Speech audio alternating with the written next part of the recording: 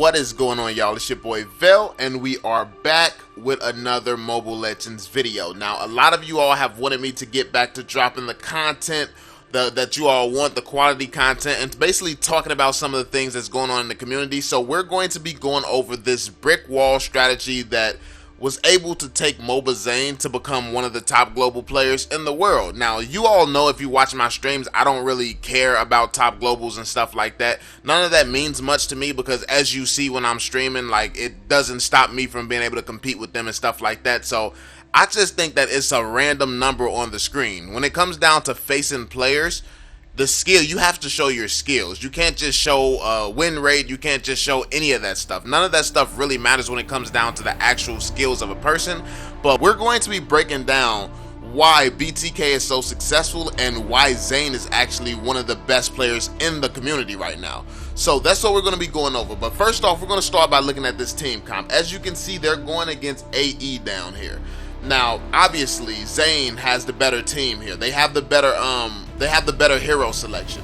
First off, they didn't even go with a tank. They went with a Kacha, and while Kacha is a good hero, he can only target one person at a time if you get that target on him, and you can't target their most important person because he has Purify, plus he can just keep dodging out of range. And then you have Selena. Selena is easily countered by Grok because all he has to do is walk up and eat all of her shots, and he's basically immune to CC. Then you have Kimmy. Kimmy is very strong in the early game, but then again, going up against Granger with a Grok peeling early game, you're not really going to win that fight using a Kimmy. So these two heroes alone has the potential to carry an entire game, while their heroes, not so much. No good player is going to constantly get hit by a Selena. No good player is going to allow a Kimmy to destroy them. That's just, I find it hard to see a Kimmy carrying a game like that. So anyway, yeah, we can see Zane is playing with Shark and Cardi. So we're going to be going over the strategy that they're using and the strategy that's so successful. What people have to realize is that the meta has changed, and you have to change with the meta. So I do want to point out, this is not the only strategy that could work, but this is the most effective strategy in North America, and because of how powerful the red buff is right now.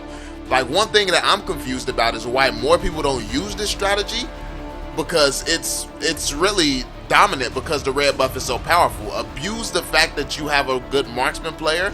Like, so basically, also, if you didn't know what they were doing, they were just waiting here so nobody could come and cut the lane so they don't miss out on any of this gold. But as you can see, he's starting off at the buff. Cardi is getting his buff. As you can see, the other lanes are helping Cardi get his buff right up here. And look at Zane. He's standing here so he doesn't miss out on any of the gold. He can keep hitting this and he can still get the gold benefits and stuff like that. So as you can see, he's getting his level 3 very fast. And he's getting his last hits in. So when I say this brick wall strategy, it's already started. You might not notice it, but the brick wall has already started. As you can see, Zane is down here by himself. It looks like, oh, he's open, he's unprotected. Not really. Because of how Grok just rotated, he has visuals on anybody trying to get close to Zane. And then you have Harith here.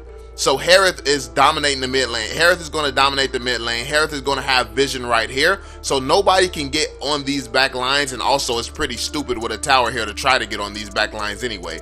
So that's why towers are so important. Because when you lose a tower, any one of these towers, this line gets pushed up to the next available tower. So that's why you don't want to lose your tower. So this is the cutoff line. An enemy going back here and trying to attack somebody in between two towers is a pretty stupid thing to do, and it's going to put the enemy instantly at a disadvantage. So this is why towers are so important in Mobile Legends, if you don't know already. But anyway, as you can see, look at Grok's rotations. So as you can see, early game, they're already rotating. They're getting this the green thing here that gives you the health. Look at that. Grok caught him off. He caught him off guard, and look at that. The rotation, Cardi instantly comes up with the rotation, and they instantly pressure this bottom lane. Now, the reason that this is so effective is because, look, he has the red buff. He's a few seconds away from his ultimate, so now he can take this lane very, very fast. And the reason this is so effective is because the marksman the marksman is supposed to be roaming around and killing and stuff like that, but as long as this tower is up, the marksman will always have to watch this tower and watch this lane to make sure the enemies don't push it up too far. But if you put the marksman lane at the advantage from the start, that frees up the marksman to start roaming around. And also, look at how the marksman is positioned behind this brick wall that's in front of him. So this is the brick wall strategy, where everyone in the game pretty much is protecting the marksman, or at least your trio. Your trio is protecting the marksman. So look at this. He's still getting his farm up. He's farming and stuff well. Look at the fight. The fight's going on in the bottom lane right now. So now he's focusing the Selena. Those are good shots from Zane. Focus the Selena first. And now this guy is gonna get destroyed. So they took him out. And then look at Terizla. Terizla can't really do much now. So look, Zane is doing some farming. Because the minion waves were so far back, it wasn't effective for him to just stand around there waiting for the minion waves. So they went to clear mid real quick and collect all this farm, because there's only so much economy on the map. There's only so many buffs and monsters and stuff for you to get. So you want to get as many monsters and buffs and stuff as you possibly can. And also you want to take some away from the enemy as well. So Zane is probably going to take this monster here. Yeah, so like Zane takes that monster, that's less economy that the enemy is going to have, and now the minion is going to be there just in time for him to push this tower. And look at them waiting to push this tower, because the second this tower gets pushed, they're able to now rotate around with the marksman. So look at this. This lane is pushed up here. He's probably going to go get his red buff first though, unless they're going to be aggressive here. Yeah, this buff is up, so that's priority at this point. You got to take this buff from them, get that from the enemies, because you're going to be taking the enemy's economy. So now look, the bottom lane is fine. And look at the brick wall strategy. Look at I want you to really notice, pay attention to the Grok and the Harith and how they're always creating this barrier between Zane and danger.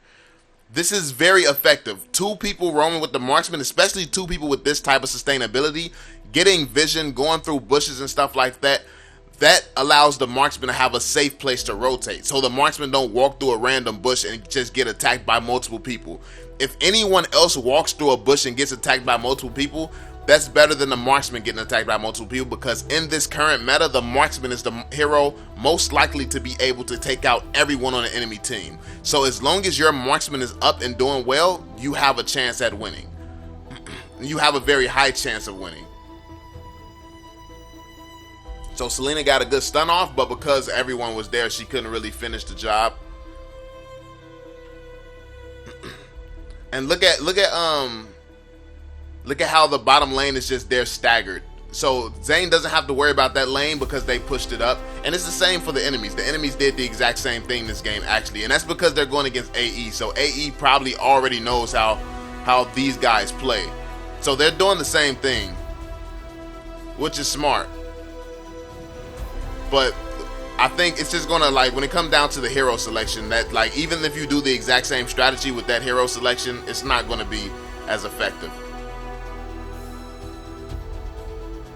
So look at that. Zane actually overstepped into trouble right there. But I mean, he's pretty fed right now. He's pretty confident. It's 5-1. So he's confident. Look at him going to get some health, and he's going to get these he's going to get this the rest of this economy, these monsters and stuff in the jungle. Look, Grok immediately goes back to help him. He goes back to position well. Grok instantly, like, look at where Grok goes. Grok instantly goes and he gets vision in these bushes. He looked at where Zane was positioned. He knew Zane was taking this, so he instantly goes to get information. Like, where are they at? Look at Harith right now. Like, they just came this way, so we know no one's in here. Harith was just in the mid lane, so now he's checking this side. They have vision of a whole half of the map, basically. No one's going to be on this back line, so they have a vision of this whole half of the map right here. This is the power of 3 players. No matter what happens in this lane, they have vision of the whole map, and Zane is protected right here. So look at that. They can only be in front because of Grok's positioning. He knows that all the people that's up here, they're up here. So that positioning, this brick wall, like, this brick wall is hard for enemies to get past. Look at this. I don't know why that Kata didn't grab Zane. That was weird. But I mean, then again, he didn't have crazy damage near, but Yeah. He did have a little bit of an opening.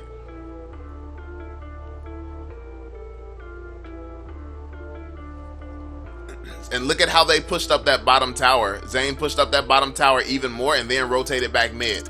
Now they're free to just pressure the mid lane. And look at the top lane. The top lane has also been getting a little bit of pressure as well. Like, the lanes are being kept pushed up. Look at Cardi taking that mid tower. Look at the brick wall in front of Zane as well right now. You see how Zane is positioned behind that brick wall?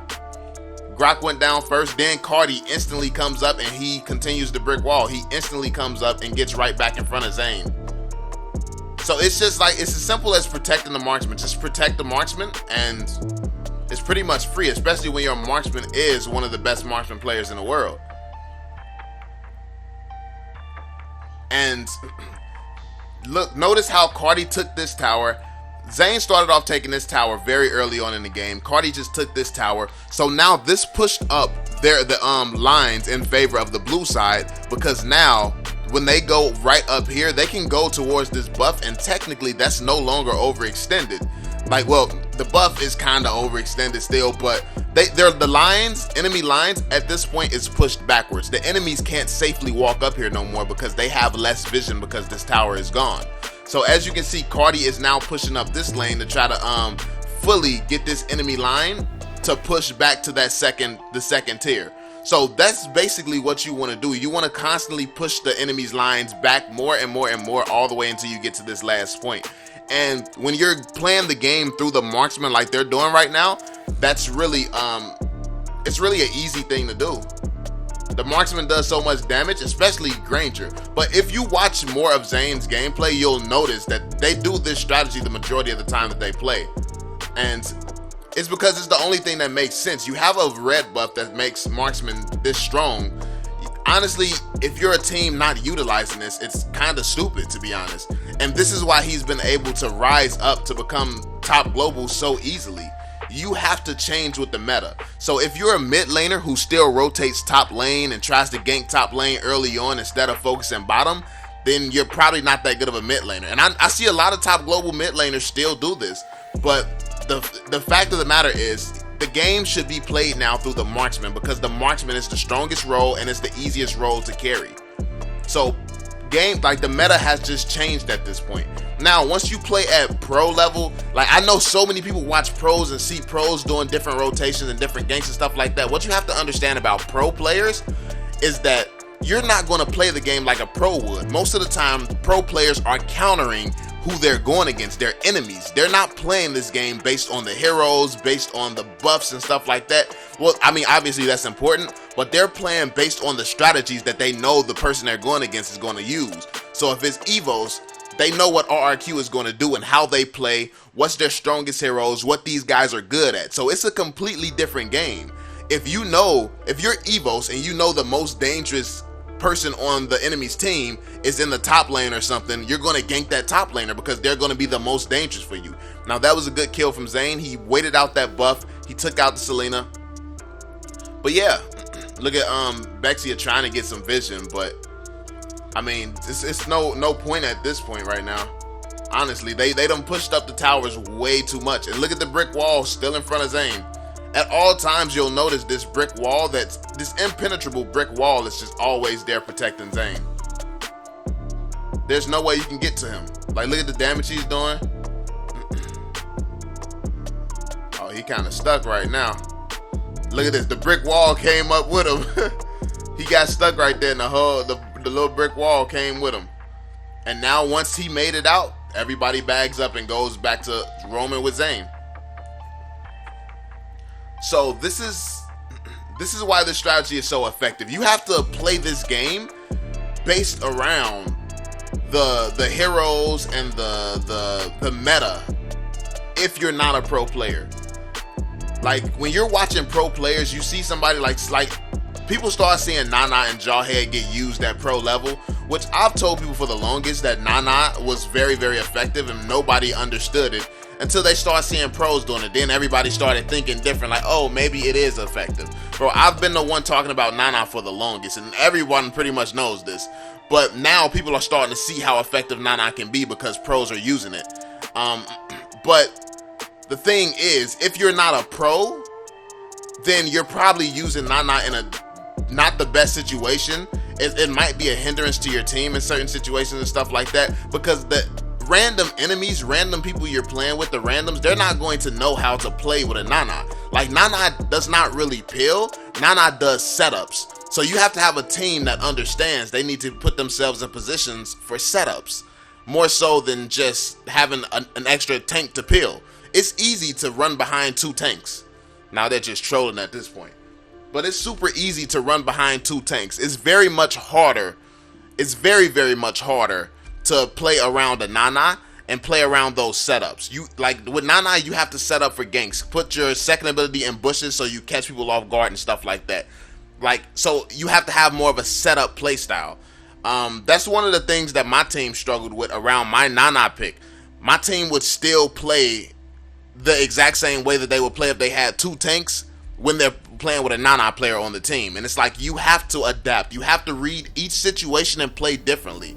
There is no one strategy to just do every single time. That doesn't work. Things changed around your heroes. They change around the enemy's heroes.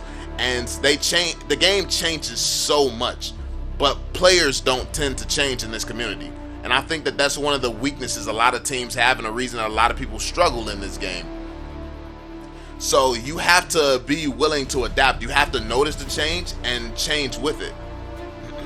So look at him. He's taking Lord. He's going to take Lord fairly fast. He doesn't even really need help taking Lord because he's so fed.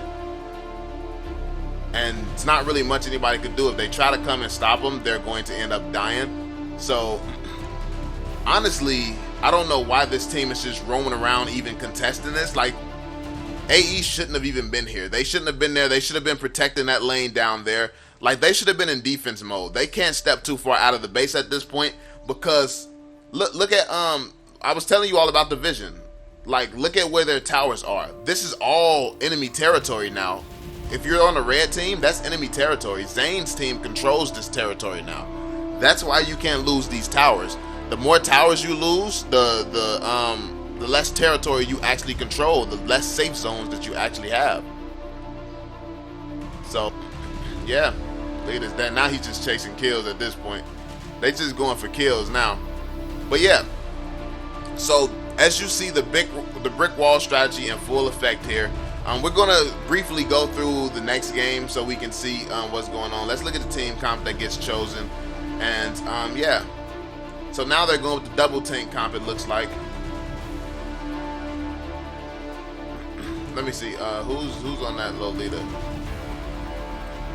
All right. So Shark and Cardi. Oh, so actually they're playing 5-man this time. This is a 5.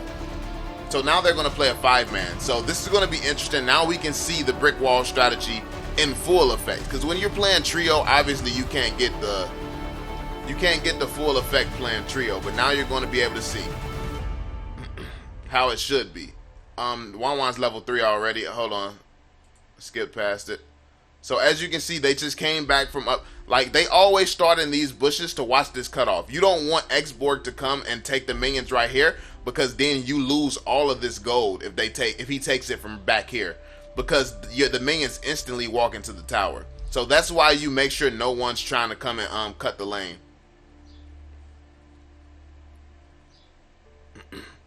As you can see, Zane is getting the farm from both sides.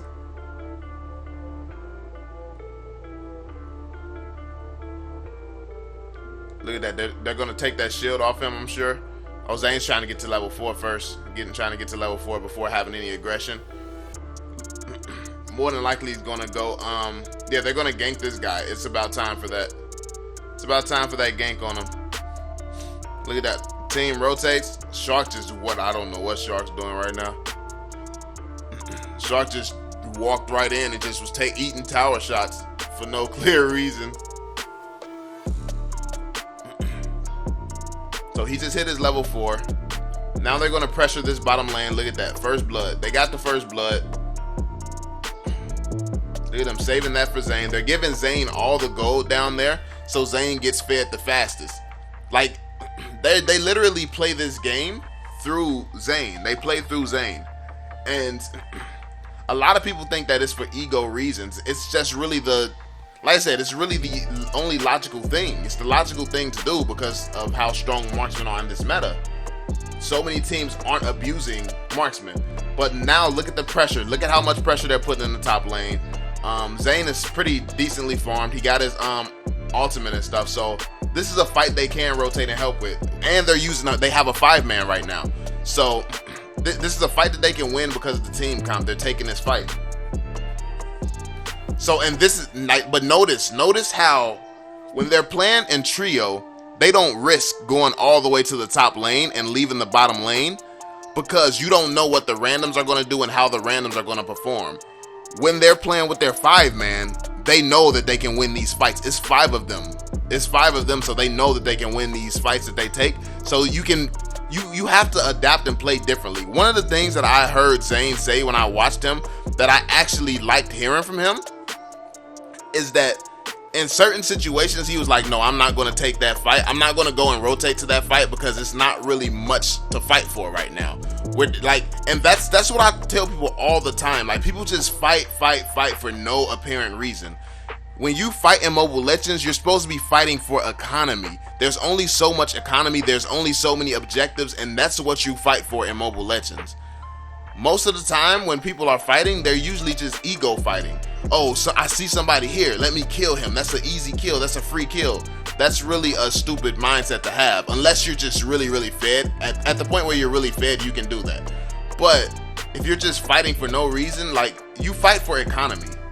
Those are the fights you're supposed to be taking.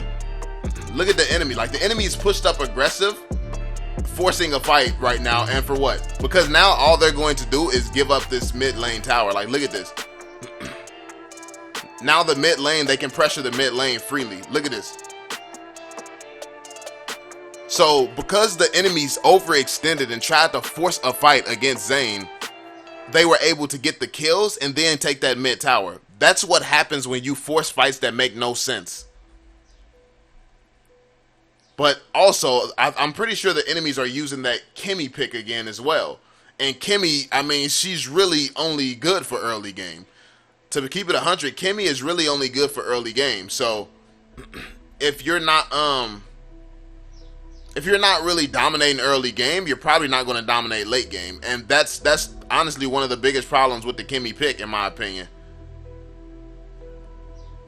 Yeah, look at that. Look at how Zane accurately hit all the and this is one of those brief moments of skill where I be talking about it shows the way that he just targeted that kill and got his ultimate very quickly. Like that was excellent targeting. But yeah, look at this. Look at the pressure they're putting on this lane. Look at how his front line is here. You got the brick wall here. And now they just got another tower for free. And this guy, this enemy is trapped on the back line. So as you can see, Zane is going for it. Look at the tank rotating over to stop him as well.